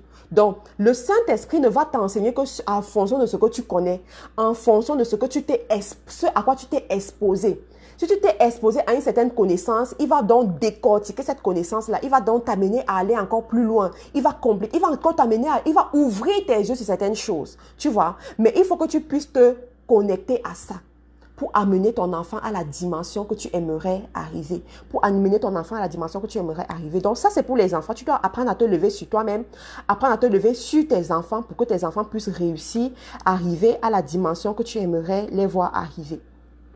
En tant que mère, en tant que femme, tu vas aussi apprendre à te lever en cette période de septembre, de rentrée, à te lever sur la situation de ton mari. Tu comprends? La situation de ton mari. Je vais d'abord prendre le cas de celles qui sont mariées et le cas de celles qui ne sont pas encore mariées. Tu sais, dans le foyer, les hommes qui sont responsables, des fois, ils sont tellement occupés à aller travailler, à ramener l'argent à la maison, que des fois, ils peuvent oublier de se projeter. Ils peuvent oublier de penser à certaines choses. Mais toi, tu es la mère. Tu dois te positionner comme celle qui enfante. Tout ce qui se passe dans ta maison, ça doit passer par toi. Tu dois l'avoir enfanté. Ça veut dire quoi? En cette période de septembre, tu peux regarder la situation de ton mari. Tu te dis que moi, je ne veux plus que mon mari soit à tel niveau. Je suis fatiguée de le voir aller travailler quelque part. Si tu connais tu as la sagesse sur l'entrepreneuriat et tu sais que ce monsieur-là, il a des aptitudes. Parce que parmi vous, il faut des femmes qui savent voir. Parmi vous, il y a certains de vos maris qui sont très doués, qui ont le sens de l'organisation, qui ont le sens de l'entrepreneuriat. Donc, le gars, il te résout les problèmes en une fraction de seconde. Il suffit que tu lui exposes une situation comme ça, il t'a déjà donné la solution.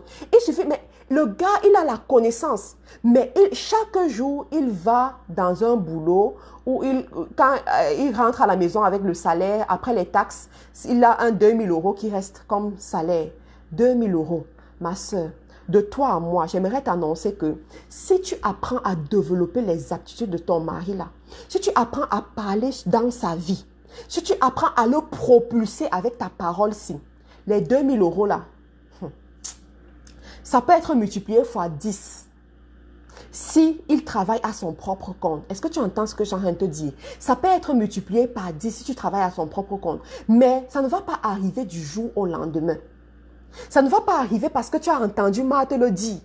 Ça va arriver quand tu vas prendre ça comme ton fœtus. Tu vas laisser que ça grandisse. Tu vas le nourrir. Tu vas l'enfanter. C'est à ce moment que ça va prendre corps. Il y en a parmi vous, vous avez des maris qu'ils pourraient prospérer dans l'entrepreneuriat. Mais eux-mêmes, ils n'y pensent pas. Pourquoi? Parce qu'ils sont dans un environnement où on n'en parle pas. Chaque jour, ils se lèvent pour aller dans un travail où on lui parle de la promotion. On lui montre comment il doit faire pour être promu dans le travail. Mais toi, quand tu décides de te positionner pour bâtir ta maison, amener ta maison à une dimension, tu sais que ça passe par ton mari. Ça passe par ta situation. Tu vas commencer donc à dire que oui, tel qu'il te voit là. Parce que des fois, il ne voit même pas. Tel que je te vois là, tu sais résoudre les problèmes ici. Tu es très fort à faire telle chose. Tu commences à lui dire ça. Ça commence à ouvrir son entendement. Tu sais, mon mari, en fait, il n'aime pas que je parle beaucoup de lui dans mes vidéos. Et c'est pour ça aussi qu'il n'aime pas, en fait, que j'expose ses photos sur les réseaux sociaux parce que c'est quelqu'un de très réservé. Mais quand je vois notre parcours, je vois notre cheminement, ça m'inspire beaucoup. Et ça me fait comprendre qu'effectivement, tout est entre les mains d'une femme. Tout est entre les mains d'une femme. Avec ta bouche, tu peux propulser ton mari comme tu peux le garder à son statu quo. Tu es rentré dans sa vie aujourd'hui, ça fait 5 ans. Il est à la même dimension, il est au même poste, même pas l'ombre d'une promotion. Tu es responsable aussi quelque part. Mais quand tu commences à te lever, même si tu n'as pas encore vu quelque chose qui est bien sur lui, tu commences à proclamer sur sa vie, à haute voix qu'il entend. Tu commences à lui dire, oh son excellence. Il n'y a personne comme toi. Tu es très fort. Je n'ai jamais vu quelqu'un d'aussi fort comme toi. Regarde comment tu m'as aidé à résoudre le problème-ci. Depuis que je tournais en rond, mais toi tu es venu en quelques secondes, tu m'as aidé. Vraiment, les grandes entreprises doivent seulement travailler avec toi. Tu dois même créer ton entreprise. Tu es un CEO, un chef d'entreprise comme toi. Et tu commences à lui parler. Au début, il va te dire que, ah, pardon, laisse ça, et tout et tout. Mais la parole est esprit. La parole est esprit. Après 3 mois, tu vas te rendre compte que le même homme, il commence à regarder les vidéos des entrepreneurs. Il commence à regarder les vidéos des gens qui parlent de l'entrepreneuriat. Il commence à réfléchir que je peux faire comment. Après 6 mois, tu vas te rendre compte qu'il commence à faire un fonds pour l'entrepreneuriat. Un fonds pour les affaires. Après, tu vas te rendre compte qu'il commence à parler que est-ce qu'on ne peut pas investir et tout et tout. Et c'est parti. Et c'est parti. Mais tu dois pouvoir le voir. Et parmi vous aussi, il y en a que, bon, leurs maris ont déjà pris une certaine longueur d'avance quand même. Mais ils sont toujours en train de travailler quelque part. Toujours salariés quelque part.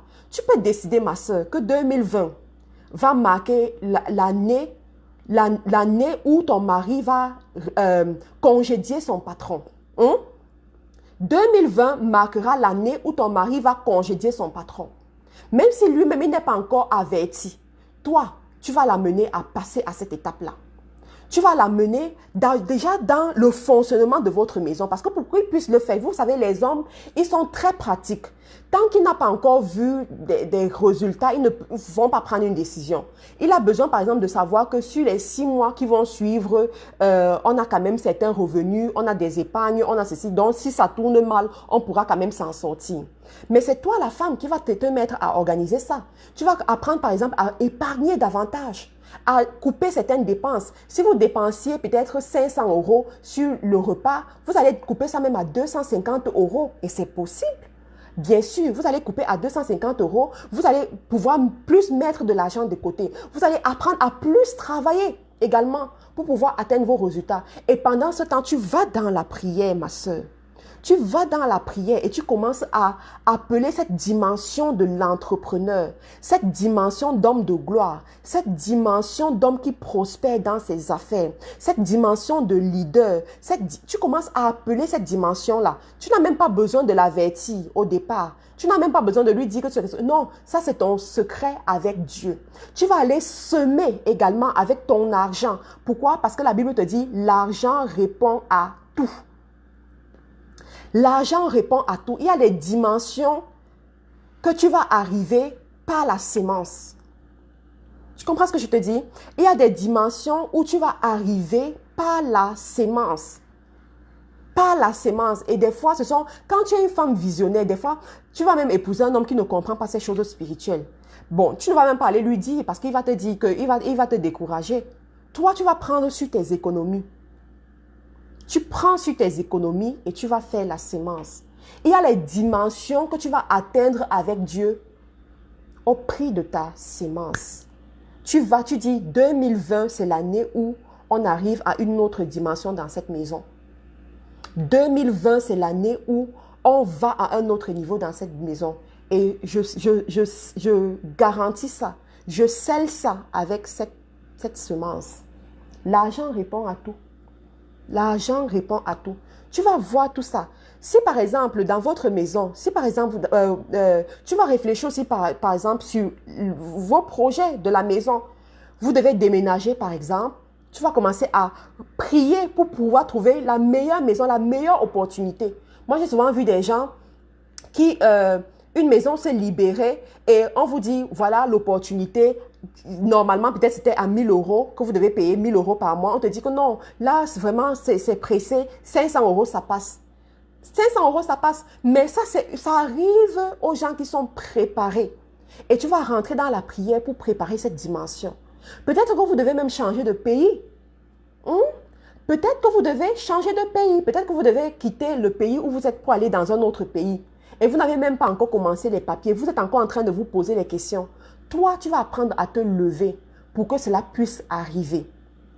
Ne sois pas distraite. C'est pour cela qu'il te faut un cahier comme ça. Il te faut un cahier où tu vas noter tout cela. Si le Saint-Esprit t'inspire quelque chose, tu prends la peine de noter. Tu commences à prier. Quand tu pries et que tu te rends compte que les portes s'ouvrent, ça veut dire que c'est bon, tu continues. Tu pries, tu te rends compte que tu as la paix, c'est bon, tu continues. Parmi vous, vous devez créer des marques. Les marques dans votre maison. Vous devez créer des marques de luxe même et conquérir des nations, conquérir les pays. Tu vas prendre la peine d'écrire et de commencer à aller gagner les plateformes, gagner les terrains, gagner. Tu négocies tout ça dans le surnaturel. Et c'est maintenant que tu le fais. Tu sais, quand tu commences à réfléchir comme ça, les événements ne te surprennent plus. Quand tu commences à réfléchir comme ça, tu es concentré. Tu n'as plus le temps d'entendre que quelqu'un allait faire le concours sur toi. Tu n'as plus le temps d'entendre que quelqu'un est en train de te critiquer quelque part. Parce que tu es focus sur tes objectifs. Tu sais que tu es en train d'aller quelque part. Et tu dois apprendre à être ce genre de femme. Tu comprends? Ensuite, tu vas voir également les investissements que vous devez faire en tant que couple. Il y a des couples ici, vous êtes mariés depuis 5 ans, mais aucun investissement à votre nom. Mariés depuis 10 ans, aucun investissement. J'aimerais te dire que vous devez réfléchir comment vous devez acheter votre maison. Vous devez réfléchir comment vous devez déjà penser à laisser un héritage à vos enfants. Les gens qui achètent les maisons là, ce ne sont pas des gens qui ont plus le Saint-Esprit que toi. Ce ne sont pas des gens qui sont extraordinaires par rapport à toi. Et surtout si tu es en Europe, il y a aujourd'hui des stratégies qui vont te permettre. Et je parle encore ici à ceux-là qui ont le passeport Bordeaux. Vous êtes en France, vous avez déjà la nationalité française. Vous avez la résidence, par exemple, permanente. Vous êtes au Canada, la résidence. En fait, vous avez des facilités. Il y en a qui n'ont même pas encore ces facilités-là. Je peux comprendre qu'ils sont encore en train de traîner le pas. Mais toi, tu as tes facilités. Depuis 5 ans que tu as le passeport Bordeaux, ça a déjà changé quoi dans ta vie? Depuis 10 ans qu'on t'a donné la nationalité, où est la différence entre toi et quelqu'un qui vient d'arriver et qui bouscule les choses en France et qui bouscule les choses aux États-Unis? J'ai souvent dit à certaines personnes qui sont aux États-Unis que n'attends pas à avoir les papiers avant de créer l'entreprise aux États-Unis. Les États-Unis font partie des rares pays où tu peux créer une entreprise même quand tu n'as pas encore les kaolos, quand tu n'as pas encore les papiers.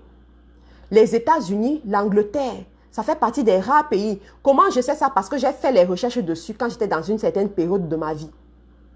Il y a des entreprises, je connais une entreprise aux États-Unis où ils ont créé l'entreprise, ils n'avaient pas les papiers. Mais toute la famille, écoute, et vous connaissez les lois de Trump. Pour ceux qui sont aux États-Unis ici, taguez vos amis qui sont aux États-Unis là. Vous connaissez ce que Trump est en train de faire aux États-Unis. Ce que la politique de Trump, en fait, c'est l'immigration sélective et qualitative. Ça a toujours même été la politique des États-Unis. Ça a toujours été comme ça. Sauf que Trump vient encore aggraver ça à une certaine dimension. Donc, cette famille, ils n'avaient pas de papier, une famille mexicaine. Mais ils ont créé l'entreprise de la famille aux États-Unis. Et ils ont commencé à travailler. À un moment donné, ils sont allés eux-mêmes dire à l'État que voici, nous on travaille et on veut payer les taxes. Est-ce que vous allez nous permettre de contribuer à l'économie du pays? Mais à l'instant même, on leur a donné tout ce qu'il fallait. On leur a donné tout ce qu'il fallait. Pour certains parmi vous qui avez suivi la formation des PAVI, qui avaient suivi la formation que j'ai donnée dans le PAVI, je vous raconte comment ce qui s'est passé avec moi en Angleterre. Tous ces pays-là, ils cherchent l'immigration qualitative. Et à un moment donné, tu dois te positionner pour réfléchir comme ça. Ton mari et toi, vous voulez immigrer dans les pays européens. Tu dois réfléchir dans ce sens-là. Que quand vous faites vos dossiers là même, vous prouvez à ces gens que vous n'allez pas venir être des consommateurs. Mais ils ont besoin de vous. Ils savent lire entre les lignes. Hein? Ils savent discerner tout ça. Ils savent lire entre les lignes. Et quand ils se rendent compte que ça, c'est une personne qui va venir apporter la plus-value, mais ils laissent la porte ouverte et la personne évolue. La personne évolue. Donc, tu vas te lever pendant cette période de septembre-ci là pour commencer à imaginer, pour commencer à prévoir dans quel domaine est-ce que vous pouvez investir. Investir en Europe, investissez en Afrique, ma soeur. Dernièrement, je suivais encore mon pasteur qui parlait de ça. Lui, il vient de l'Afrique et il n'a pas de problème avec ça. Il dit, les investissements qu'on fait en Europe, je parle ici aux femmes d'affaires, je parle aux femmes qui ont le sens des affaires. Les investissements qu'on fait en Europe, ce que ça peut nous donner en termes de bénéfices chiffrés par pourcentage, c'est entre 1 à 10% maximum. 1 à 10% maximum. Par contre, en Afrique, il y a des investissements qui t'apportent même 300% de bénéfices. Oui. Oui, je vous en prie. Il y a des investissements qui t'apportent même 300% de bénéfices. 300%. Alors, il te faut être une femme visionnaire pour à un moment donné t'asseoir et dire que, ok, quels sont ce genre d'investissements et comment est-ce que nous faisons pour aller investir là-bas? Après, il y en a qui vont me dire que, mais Matt, comment tu vas investir en Afrique sans avoir les bonnes personnes et tout et tout? Tout ça, ça se négocie. Tu trouveras les bonnes personnes à la mesure de ton engagement. Tu ne trouves pas encore les bonnes personnes parce que tu ne t'es pas encore bien positionné. Quand tu vas bien te positionner, la porte va s'ouvrir devant toi. Tu crois que les autres qui ont fait et qui ont réussi, qu'est-ce qu'ils ont fait de plus que toi? Qu'est-ce qu'ils ont de plus que toi? J'aimerais que tu te lèves vraiment et que tu puisses voir ce genre de choses. Le dernier point, parce que je suis arrivée au thème de mon enseignement, le dernier point, c'est sur la santé. Tu vas essayer de voir au niveau de la santé pour ta famille, parce que ta famille doit rester en bonne santé. Voilà, les vacances sont finies. Les vacances, c'était la période où les enfants couraient beaucoup. Donc, tout le sucre qu'ils consommaient, toute l'huile qu'ils consommaient, ils pouvaient courir et puis allaient utiliser ça. Leur organisme allait utiliser. Pendant les périodes des classes, ils passent plus de temps assis. Ils passent au moins 5 heures de temps assis à l'école. Ce qui veut dire que leur métabolisme va en fait subir un coup. Donc, si tu avais l'habitude de leur donner beaucoup de sucre, beaucoup de gâteaux, beaucoup de yaourts, beaucoup de jus, tu devrais apprendre à couper un peu. Pourquoi? Parce qu'ils ne sont plus aussi actifs qu'ils étaient pendant les vacances. Tu comprends? Donc, tu vas apprendre à couper un peu. Tu vas apprendre à revoir leur alimentation. Quels sont les aliments qu'ils doivent prendre, qui vont les garder énergétiques, qui vont les garder vifs pour qu'ils puissent bien suivre les cours à l'école. Tu vas apprendre à voir tout ça. Tu vas aussi regarder par rapport à toi-même. Est-ce que ton poids, ça va? Est-ce que le poids de ton mari, ça va? Tu sais, je vais te raconter une petite confidence, un petit truc et tout par rapport à mon mari. Quand je suis arrivée, quand on a commencé à vivre ensemble, alors sa mère m'avait dit, vraiment, ton mari, là, il est trop mince. Il est trop mince. Comme tu pars là-bas, là, fais tout pour qu'il prenne le poids. J'ai dit, maman, fais-moi confiance. L'autre, là, fais-moi confiance. Quand j'arrive, oh my God, j'ai bombardé le gars avec la nourriture. Chaque jour. Et là, vraiment, les nourritures traditionnelles, les nourritures fines, les crêpes, les gâteaux, les ceci. Mais le gars, alors, il mangeait sauvagement. En 3 mois, son poids a explosé. De telle sorte que quand les gens le voient, ils disaient comme on sent vraiment que tu t'es marié. On sent vraiment qu'il y a une femme à côté de toi.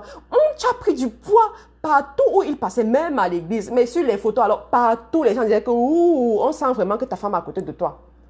Mais à un moment, je lui ai dit que va quand même prendre ton poids, qu'on puisse voir. Parce que tu dois être dans la bonne tranche de poids. Parce que si tu ne gardes pas la bonne tranche de poids, bonjour les maladies. Après, on va entendre les maladies et tout et tout. Donc, tu vas garder. Quand il a pris son poids, on s'est rendu compte qu'il avait vraiment dépassé son indice de masse corporelle qu'il devrait normalement avoir. Et à ce moment, j'ai commencé à refaire toute notre alimentation. Toute notre alimentation. Et là, lui-même, quand on le regarde, on voit comment il a baissé, il a baissé, il a baissé. Tu comprends? Donc, dans la vie, en tant que femme, tu dois être alerte pour ces choses-là. Il y a des maladies que les familles ont, que les gens ont dans des familles, tout simplement parce qu'ils ne savent pas bien s'alimenter. Tout simplement parce qu'ils n'ont pas des bonnes habitudes. Tu vois, il y a certaines habitudes que vous devez avoir. Par exemple, aller marcher. Tu vois, à un moment donné, j'ai pris la peine. Je dis à mon mari, allons au parc, allons marcher dans le parc. On va marcher pendant 1 heure de temps. Parce qu'il n'a pas l'opportunité de le faire avec son travail et tout. On va marcher pendant 1 heure de temps. Quand on va à l'église, au lieu d'aller peut-être en voiture ou en taxi, on marche à pied. On va marcher pendant 30 minutes pour y arriver, tout simplement. Et surtout que c'était la période de l'été, donc le climat était bon, il n'y a pas de problème. Donc, pendant cette période, tu vas essayer de voir tout cela. Je te conseille de regarder à nouveau cette vidéo parce qu'en regardant la vidéo, tu vas plus comprendre certaines choses et tu vas prendre des décisions et tout. Et surtout, n'oublie pas d'avoir ton cahier pour ta famille où tu vas noter tout ce que tu veux voir arriver. Tu vas rentrer dans la prière, tu vas prier et tout. Ne sacrifie pas ta prière pour quoi que ce soit. Quand il s'agit de ta famille, sois une femme qui se lève dans la prière. tout se joue dans le surnaturel avant de se jouer dans le naturel. Tout passe dans le surnaturel. Et si tu as envie d'aller plus loin, si tu as envie d'être proche de moi, de poser des questions, d'avoir plus de formation pour ces sujets, n'hésite pas à cliquer sur le lien que j'ai épinglé. Inscris-toi au bootcamp, tu auras la formation. Il y a toute une formation qui a été conçue. Tu pourras suivre cette formation. Et pour ceux qui sont du côté de l'Europe, je serai à Paris le 5 octobre pour une masterclass. Donc, je vous invite à cette masterclass. Il y aura aussi d'autres intervenants, des femmes d'affaires, des hommes d'affaires, dont ils viendront. Je crois vraiment que vous devez être à cette masterclass. Vous allez beaucoup apprendre. Ça va vous aider à ouvrir votre esprit. Donc, venez et si vous êtes une femme visionnaire, venez avec votre mari. Parce que ça va vous aider à changer ensemble. Parce que si une seule personne se forme et l'autre ne se forme pas, c'est pas bien. Et c'est une masterclass qui se passe dans un hôtel VIP. Donc, c'est vraiment bien. Vraiment, l'organisation, c'est nickel, quoi. Donc, ne manquez pas la masterclass. Ensuite, le 8 et le 9 novembre, je reviens à Paris. Je reviens à Paris dans le cadre de la conférence des femmes faiseurs d'exploits qui aura lieu effectivement à Paris. Donc, vous pouvez aussi vous inscrire. Je mettrai le lien dans cette vidéo. Vous pouvez venir avec vos enfants adolescents, bien entendu, ou avec votre mari ou votre épouse. Pour les hommes qui m'écoutent peuvent venir avec leurs épouses également. Donc, inscrivez-vous également à cette conférence. Assistez aux deux événements si possible, parce que les deux événements sont différents l'un envers l'autre. Donc, la masterclass, c'est purement business. C'est vraiment, tu sors de là avec des stratégies pour créer ta propre marque, des stratégies pour prospérer dans les affaires, plusieurs niveaux des affaires. Et la conférence du 8 et du 9, c'est une conférence où tu sors de là avec une autre vision de ta vie en tant que femme entrepreneur chrétienne, une autre vision de ta famille. Par exemple, dans cette conférence, il y a des intervenantes, Béatrice qui sera là et qui va montrer aux femmes comment garder leur foyer, qui va montrer aux femmes comment se positionner pour que ton mari te localise, pour celles-là qui sont encore célibataires et qui veulent rentrer dans le mariage. Donc, elle va vous enseigner pour que cela puisse arriver. Donc, c'est extraordinaire. Et ce qui est aussi bien pour la conférence du 8 au 9 novembre, c'est que les femmes viennent de partout. On a une délégation, par exemple, de près de 10 personnes qui viennent du Canada. Je crois 12 personnes maintenant, parce qu'il y a d'autres personnes aussi qui se sont déjà inscrites. Donc, près de 12 personnes qui viennent du Canada. Une délégation des femmes qui viennent de l'Afrique aussi. Une délégation des femmes qui viennent des États-Unis. Une délégation des femmes qui viennent des pays européens. Donc, vraiment, toute cette émulsion dans un hôtel 5 étoiles où on prend le petit déjeuner ensemble pendant 2 jours. Où on passe du temps ensemble, où on fait la conférence ensemble, le soir, oh mon Dieu. Si vous avez déjà été aux conférences F2, vous allez comprendre de quoi je parle. Vraiment, c'est une période de ta vie où tu te dis, j'étais où depuis? Pourquoi je n'avais pas ça? Pourquoi je n'assistais pas à ce genre d'événement depuis? Donc, c'est vraiment bien, c'est vraiment intéressant. Et c'est au mois de novembre, tu es en train de clôturer ton année 2019 et tu vas dans ton année 2020. Donc, c'est extraordinaire. Si vous pouvez venir avec vos maris, avec vos enfants, ce sera vraiment bien. Donc, je vous attends. J'espère que je vais vous retrouver à cet événement. Merci encore pour votre attention et à plus tard dans une autre vidéo.